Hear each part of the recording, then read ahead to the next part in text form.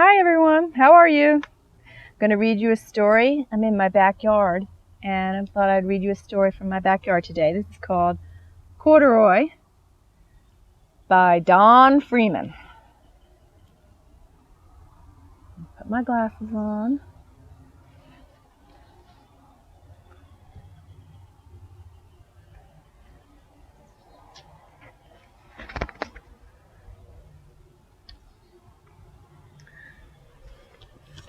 Corduroy is a bear who once lived in the toy department of a big store. Day after day, he waited with all the other animals and dolls for somebody to come along and take him home.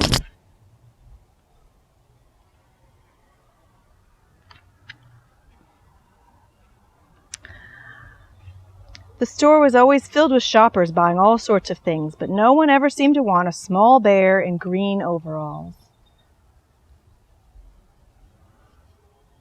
Then one morning a little girl stopped and looked straight into Corduroy's bright eyes. "Oh, Mommy," she said, "look, there's the very bear I've always wanted." "Not today, dear," her mother sighed. "I've spent too much money already. Besides, he doesn't look new. He's lost the button to one of his shoulder straps."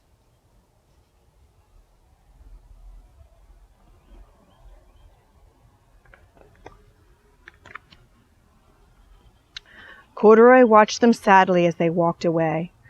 "I didn't know I'd lost a button," he said to himself. "Tonight, I'll go and see if I can find it."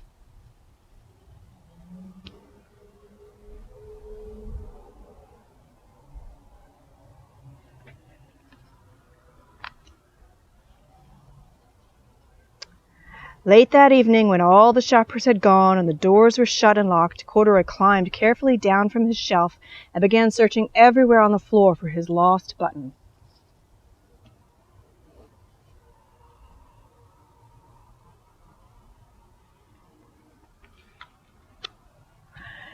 Suddenly, he felt the floor moving under him. Quite by accident, he had stepped onto an escalator, and up he went. Could this be a mountain? He wondered. "I think I've always wanted to climb a mountain."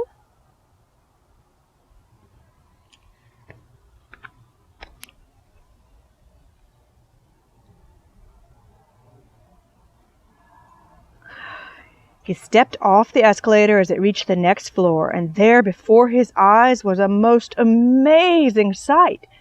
Tables and chairs and lamps and sofas and rows of beds. "This must be a palace," Corduroy gasped. "I guess I've always wanted to live in a palace."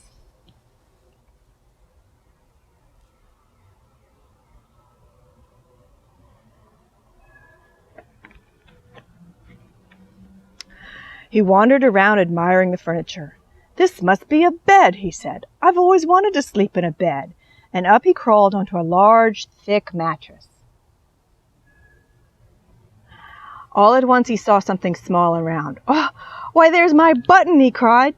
And he tried to pick it up, but like all the other buttons on the mattress, it was tied down tight.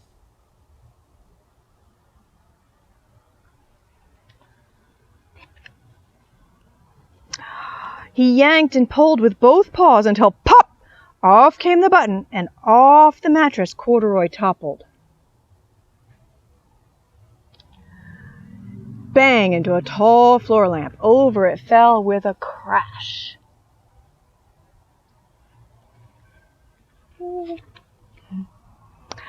Corduroy didn't know it, but there was someone else awake in the store. The night watchman was going his rounds on the floor above. When he heard the crash, he came dashing down the escalator. "Now who in the world did that?" he exclaimed. "Somebody must be hiding around here."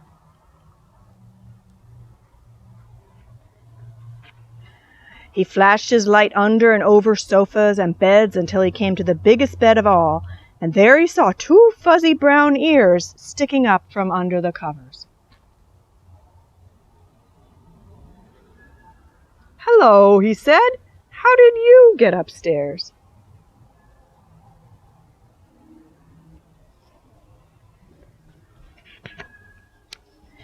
The watchman tucked Corduroy under his arm and carried him down the escalator and set him on the shelf in the toy department with the other animals.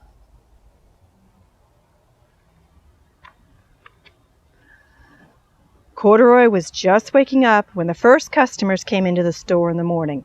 There, looking at him with a wide, warm smile, was the same little girl he'd seen only the day before. "I'm Lisa," she said, "and you're going to be my very own bear. Last night I counted out what I've saved in my piggy bank, and my mother said I could bring you home."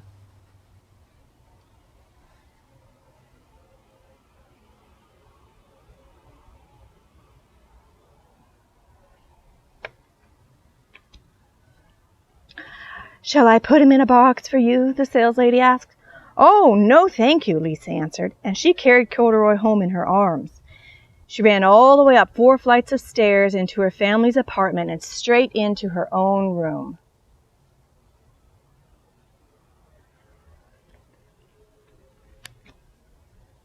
Corduroy blinked.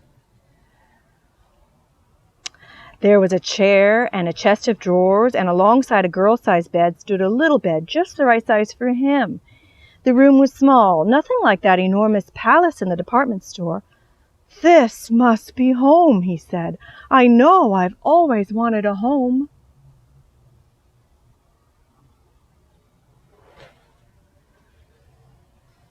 Lisa sat down with Corduroy in her lap and began to sew a button on his overalls. "I like you the way you are," she said, "but you'll be more comfortable with your shoulder straps fastened."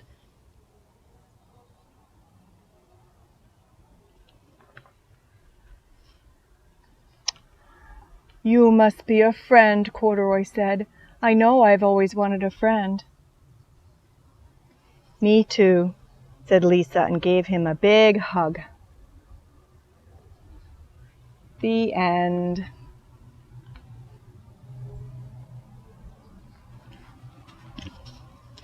Bye.